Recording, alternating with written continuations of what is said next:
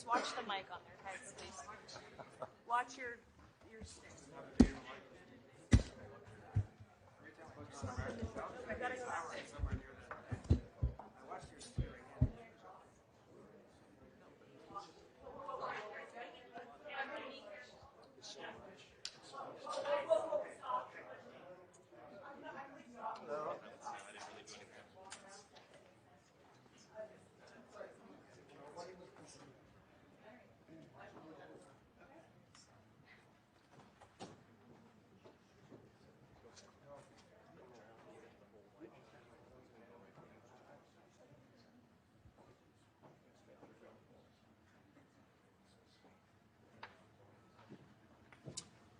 Thank you very much, everybody. It's a great honor to have Prime Minister Mark Carney with us. As you know, just a few days ago, he won a very big election in Canada. And I think I was probably the greatest thing that happened to him, but I can't take vote credit. His party was losing by a lot, and he ended up winning. So I really want to congratulate him. It was probably one of the greatest comebacks in the history of politics, maybe even greater than mine. You know? But I want to just congratulate you. That was a great election, actually. We were watching it with interest, and I think Canada chose a very talented person, a very good person, because we spoke before the election quite a few times. And it's an honor to have you at the White House and the Oval Office. And you see the new and improved Oval Office as it becomes more and more beautiful with love. You know, we handle it with great love and 24-karat gold. That always helps, too. Right? But it's been a lot of fun. We're going over some of the beautiful pictures that were stored in the vaults that were for many, many years, in some cases over 100 years. They were stored in vaults of the great presidents, or almost great presidents, all having a reason for being up, every one of them. So it's very interesting. But I just want to congratulate you, and ran a really great race. I watched the debate. I thought you were excellent. And I think we have a lot of things in common. We have some tough points to go over, and that'll be fine. We're going to also be discussing Ukraine, Russia, the war, because Mark wants it ended as quickly as I do. I think it has to end. We had some very good news last night. The Houthis have announced that they are not, or they've announced to us at least, that they don't want to fight anymore. They just don't want to fight. And we will honor that, and we will stop the bombings, and they have capitulated, but more importantly, we will take their word. They say they will not be blowing up ships anymore, and that's what the purpose of what we were doing. So that's just news. We just found out about that. So I think that's very, very positive. They were knocking out a lot of ships going, as you know, sailing beautifully down the various seas. It wasn't just the canal, it was a lot of other places. And I will accept their word, and we are going to stop the bombing of the Houthis, effective immediately. And Marco, you'll let everybody know that, okay? Do you have something to say about that, by the way? It's a pretty big announcement. Yeah, this was always a freedom of navigation mission. These guys, these are, a band of individuals with advanced weaponry that were threatening global shipping, and the job was to get that to stop. And if it's going to stop, then we can stop. And I think it's an important development.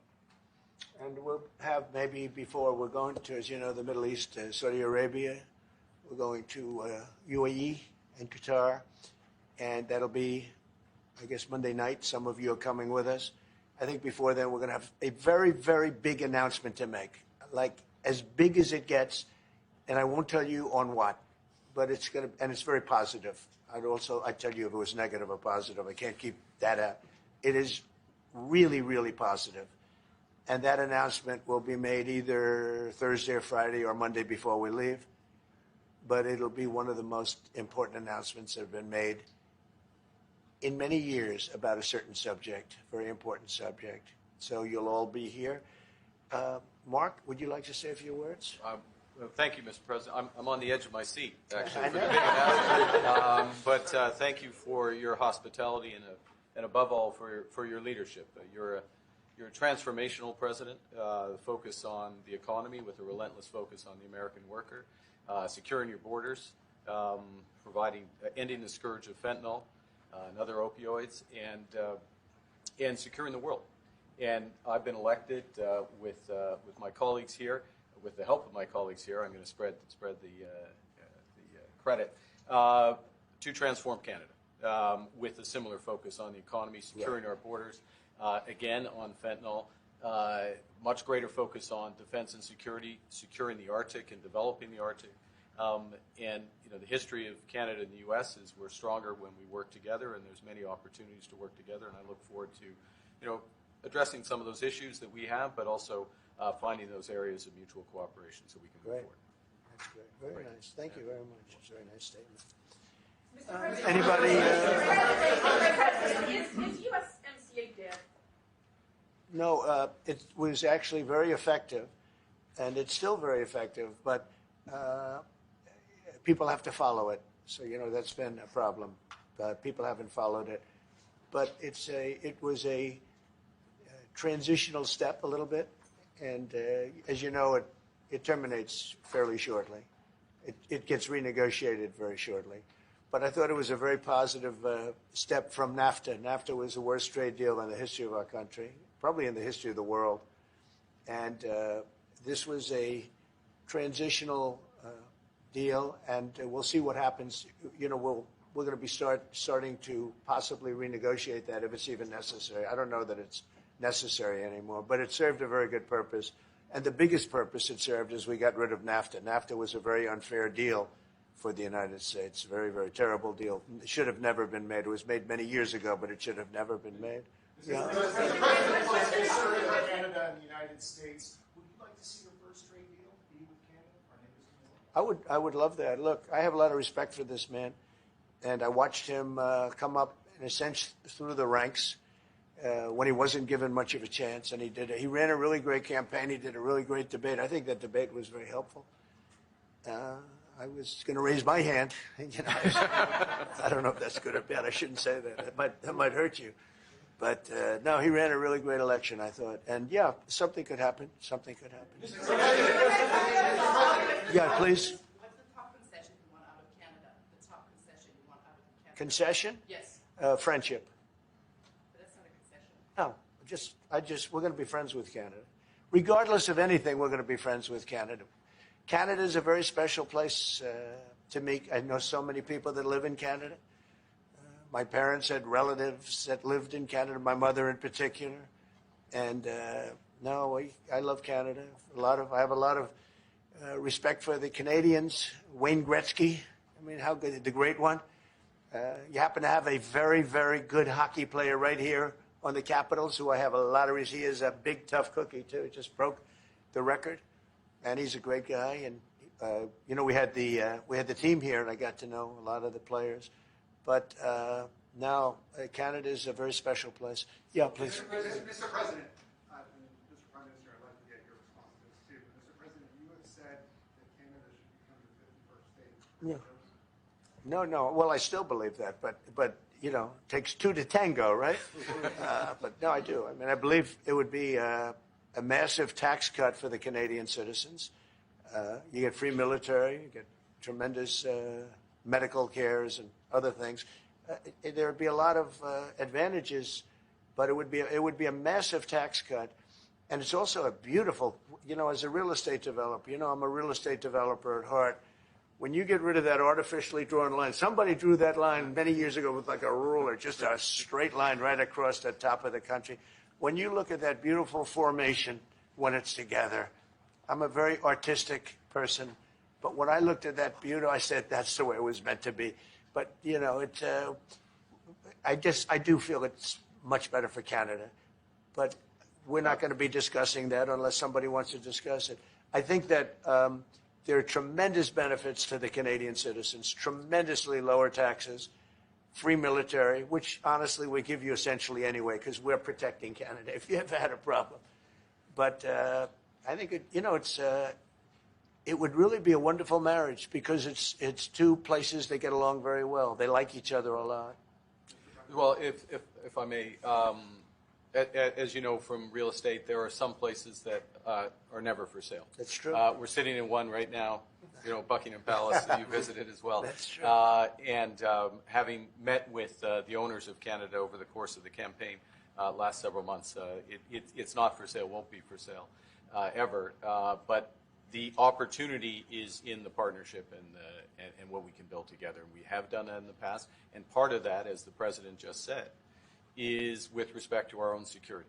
And my government is committed for a step change in our investment in Canadian security and our partnership, and I'll say this as well, that the President has revitalized international security, revitalized NATO, and us playing our full weight in NATO, and that will be part of it. And they have, I must say, Canada is stepping up the military participation because Mark knew, they were low, and now they're stepping it up, and that's a very important thing. But never say never. Never say never. What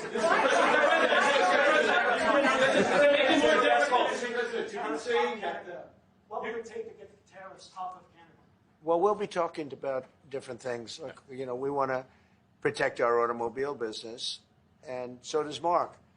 But we want to make the automobiles, and we want to, we have a tremendous abundance of energy, more than any country. We have, just in Alaska alone, Anwar has been reopened now. Anwar is probably the largest find anywhere in the world. They say it's larger than Saudi Arabia. I don't know, but it's a lot.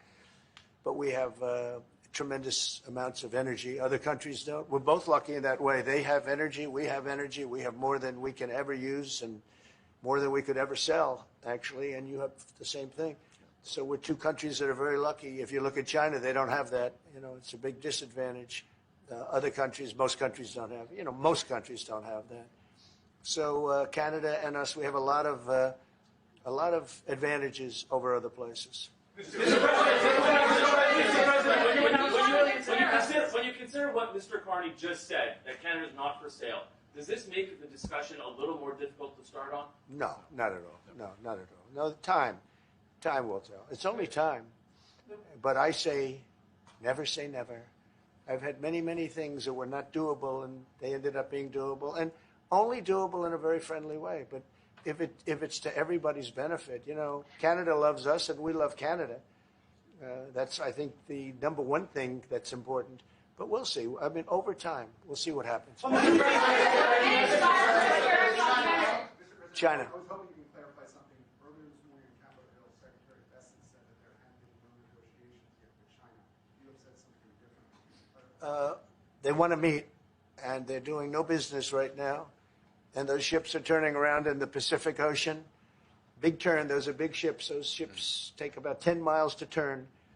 And, we lost $1 trillion to China on trade because of an incompetent president that we had who preceded me, grossly incompetent. You're finding it out more and more now. And by not trading, we're losing nothing. So we're saving $1 trillion. It's a lot. But they want to negotiate, and they want to have a meeting, and we'll be meeting with them at the right time. But you haven't met with them yet. I have not met with them, of course. You would know if I met. I'd tell you they want to meet.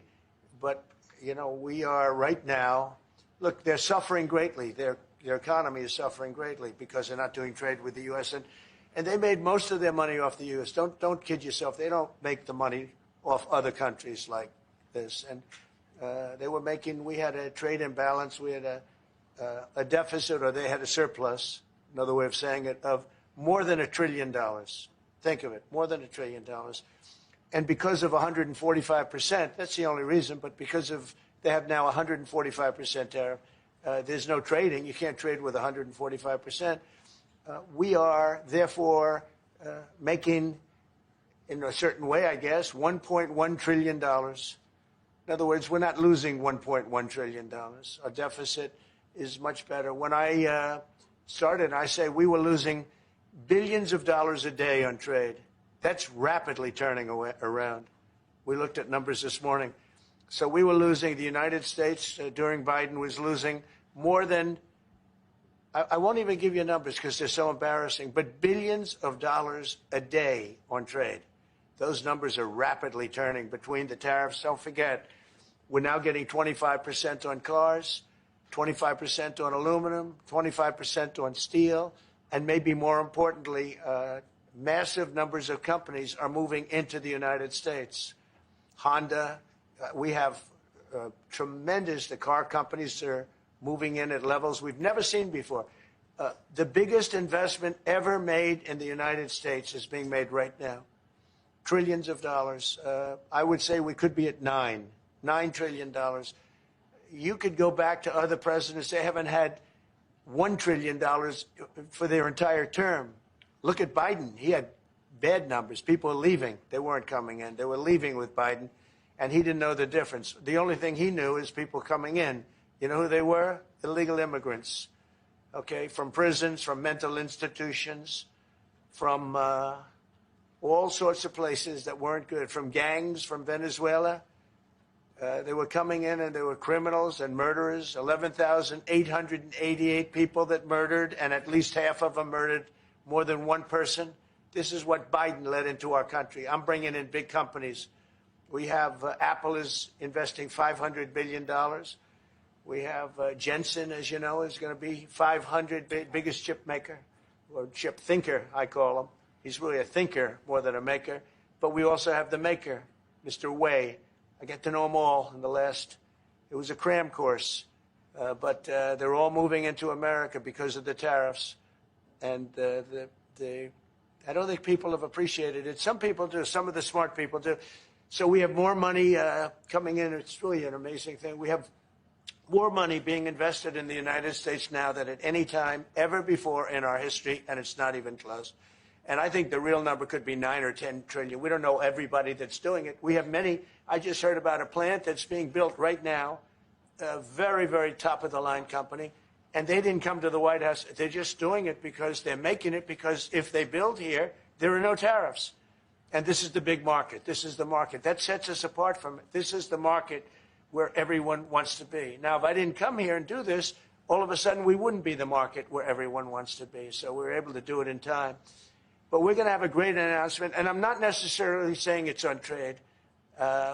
Going to the beginning, we're going to have a great announcement over the next few days, an announcement that will be so incredible, so positive. And I'm not saying, I don't want you to think it's necessarily on trade.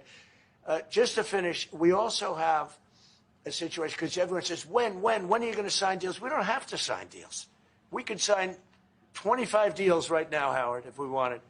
We don't have to sign deals. They have to sign deals with us. They want a piece of our market. We don't want a piece of their market. We don't care about their market. They want a piece of our market.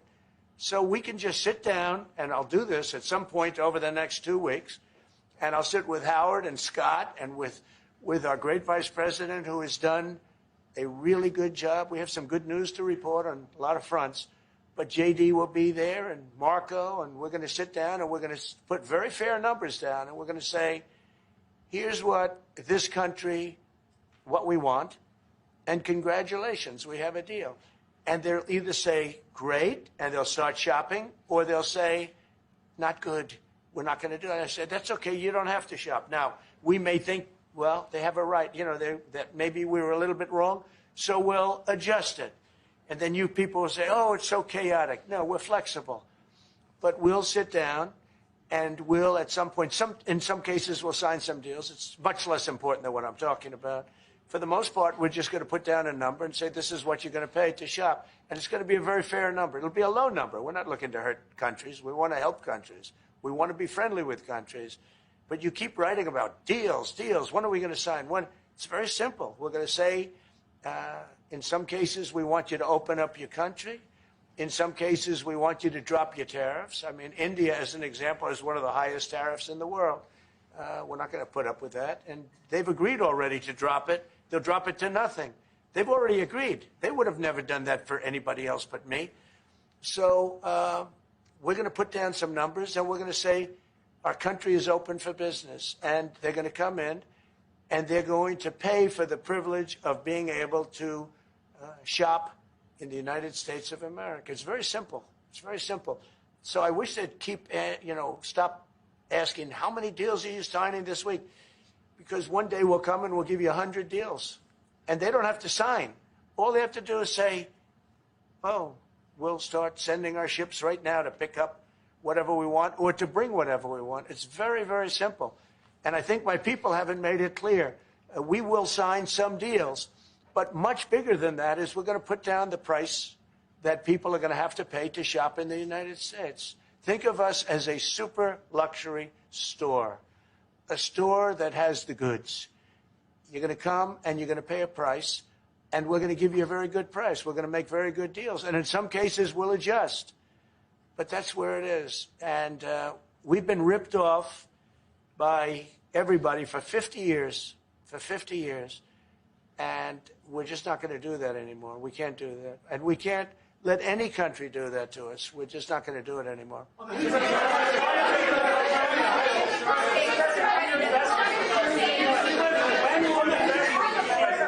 Houthis, can you tell us a bit more about the deal that you've reached with the Houthis? No, it's not a deal. They've said, please don't bomb us anymore, and we're not going to attack your ships. And where did you hear about that? It doesn't matter where I hear. The very good source, I could tell you.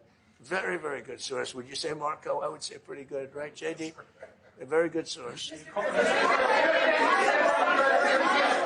No, they don't want to be. They don't want to be. They don't want to be bombed anymore. You know, I sort of thought that would happen.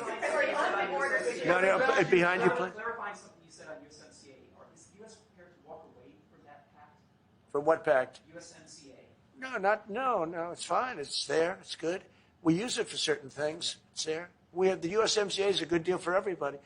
I won't say this about Mark, but I didn't like his predecessor. I didn't like a person that worked for. She was terrible, actually. She was a terrible person, and she really hurt that deal very badly because she tried to take advantage of the deal and she didn't get away with it. You know what I'm talking about. But so you know, we had a bad relationship having to do with the fact that we disagreed with the way they viewed the deal, and we ended it. You know, we ended that relationship pretty much. The USMCA is great for all countries. It's good for all countries. We do have a negotiation coming up over the next year or so to adjust it or terminate it. Mr. President, I'll say a word on USMCA if I may, Mr. President. It is a basis for a broader negotiation.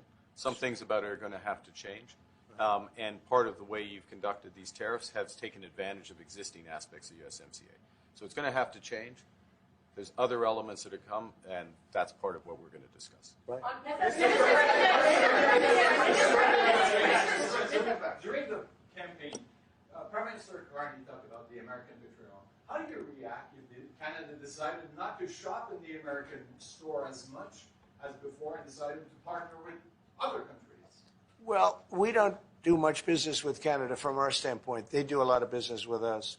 We're at like 4%, and usually those things don't last very long. You know, we have great things, great product. The kind of product we sell, nobody else can sell, including military. Look, we make the best military equipment in the world, and Canada buys our military equipment, which we appreciate. But we make the best military equipment in the world by far, the missiles, the submarines, everything. Everything we have is really top notch. I rebuilt our military during our last term. Stupidly, we gave some away to Afghanistan, which shouldn't have happened. But that was, I think it was the most embarrassing moment in the history of our country. It was just very incompetent people. But if you look, the man that's now the head of our Joint Chiefs, he led the attack on ISIS for me. That's why he's the head of the Joint Chiefs. And Raisin Kane, he was unbelievable. And as you know, we defeated ISIS in 3 weeks. It was supposed to take 5 years. We did it in 3 weeks. And he ran the campaign. I said, I like him. But I knew him before. I went to Iraq, and we agreed to a plan, and that was the plan. And as you know, we did it in record time. So we have the best equipment in the world. We have the best, a lot of things. And but Canada, it does a lot more business with us than we do with Canada. Yeah. Mr. President, can I ask you about your investments, Mr. President? When do you think the investments that you've announced, the trillions, will finally hit economic data this year? When you're saying about the tariffs? No, about the investments that you've announced. It's hitting right now. Look, they're already starting AI plants. These are not people that look for financing. That's a good thing. You know, in real estate, you get a site, then you have to look for financing. You have to get your zoning. 5 years later, you start building. You get a bank, then the bank's no good. These people have massive amounts of cash. The CHIPS Act was a ridiculous thing because that doesn't get them to build. All we did is hand very wealthy companies money. The CHIPS Act that was done by Biden, billions. We give them billions of dollars. They don't even have to do anything with it. And then if you weren't, if you didn't have, and I don't want to be a wise guy, but if you didn't go with the DEI, if you didn't go with all of the different things, woke, if you weren't woke, you couldn't even use the money. You had to have a certain percentage of this and that and that and that. It's impossible to have. The companies actually complained to me. They said they gave me all this money, but nobody can get these people to do anything. I mean, look, President Obama, and if he wanted help, I'd give him help because I'm a really good builder and I build on time, on budget. He's building his library in Chicago. It's a disaster.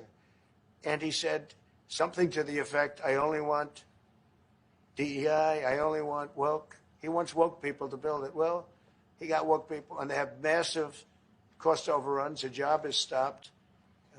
I don't know. It's a disaster. And I don't like that happening because I think it's bad for the presidency that a thing like that should happen. He's got a library that's a disaster. And he wanted to be very politically correct, and he didn't use good, hard, tough, mean construction workers that I love, Marco. I love those construction workers. But he didn't want construction workers. He wanted people that never did it before. And he's got a disaster in his hands, like millions of dollars, many millions of dollars over budget. And I would love to help him with it, or somebody else. I could recommend professionals, but it was not built in a professional manner. By the way, nor was in California a little train going from San Francisco to Los Angeles that's being run by Gavin Newsom, the governor of California. Did you ever hear of Gavin Newsom? He has got, that train is the worst cost overrun I've ever seen. It's like totally out of control. So then they said, all right, we won't go into San Francisco. We'll stop 25 miles short. And we won't go into Los Angeles. We'll stop 25 miles short. It's hundreds of billions of dollars for this stupid project that should have never been built. And then they realized that it would have been a lot less costly if we just gave limousine service back and forth and gave it free. They would have saved hundreds of billions of dollars. They have airplanes that go there for one 1/100th the cost. And they have cars. They have a thing called the highway that goes back and forth that's not fully utilized. And they got involved with this project. And Gavin, I always liked Gavin. I had a good relationship with him. I just got him a lot of water. I sent in people to open up that water because he refused to do it. And we just got him a lot of water. If they would have had that water, and if they would have done what I said to do, they wouldn't have had the fires in Los Angeles. Those fires would have been put out very quickly.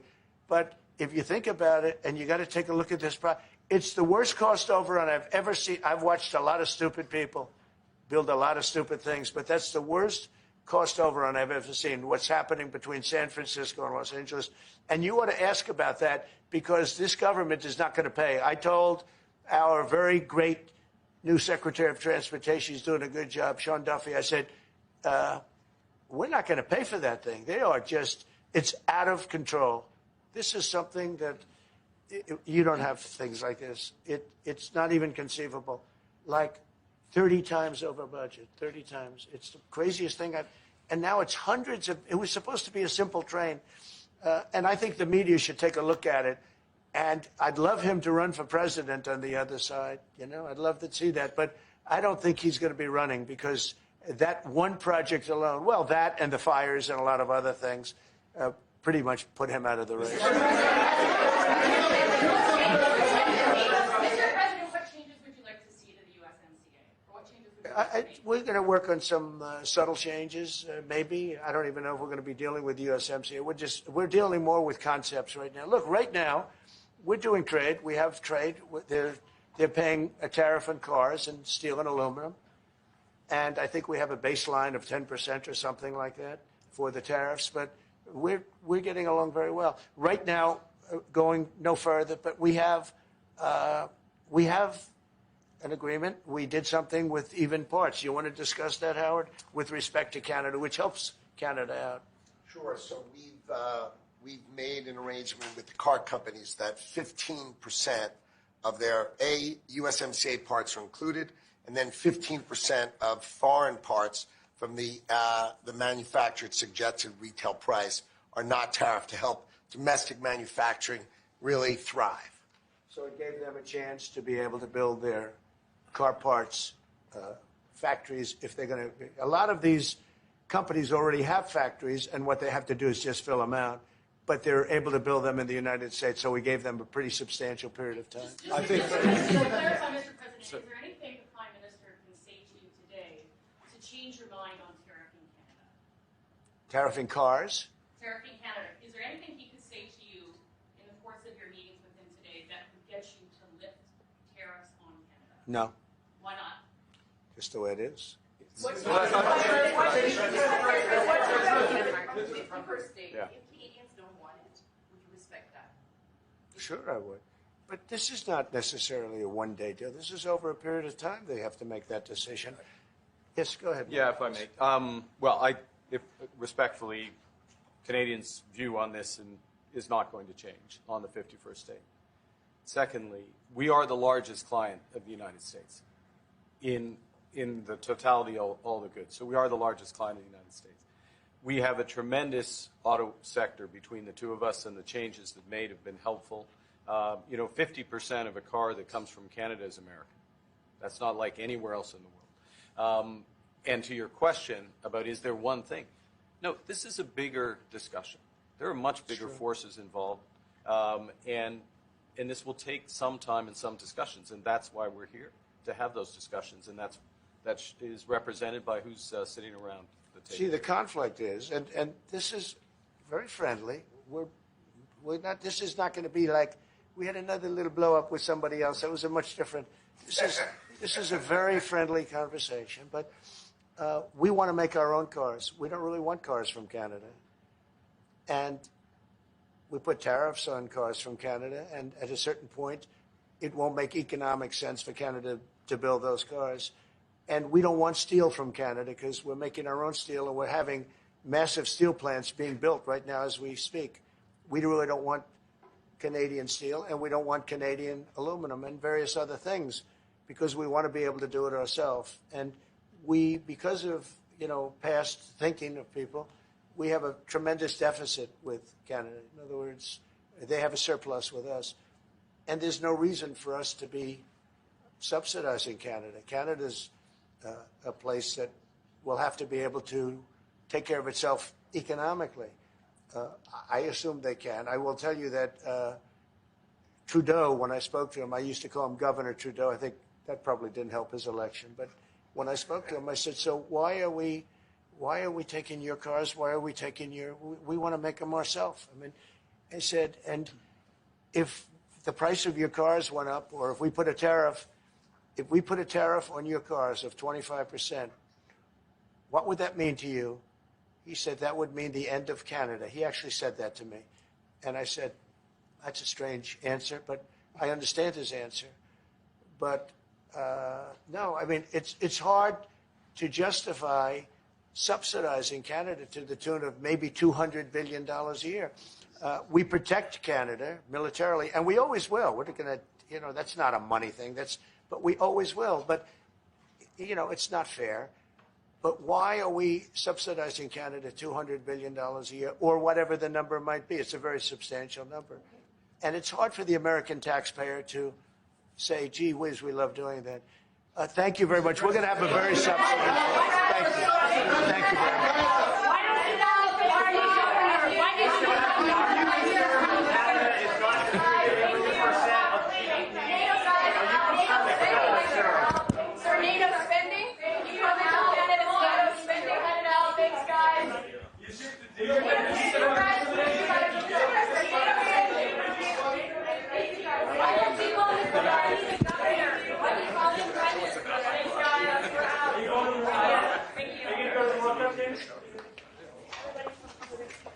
Thanks, guys. Keep going.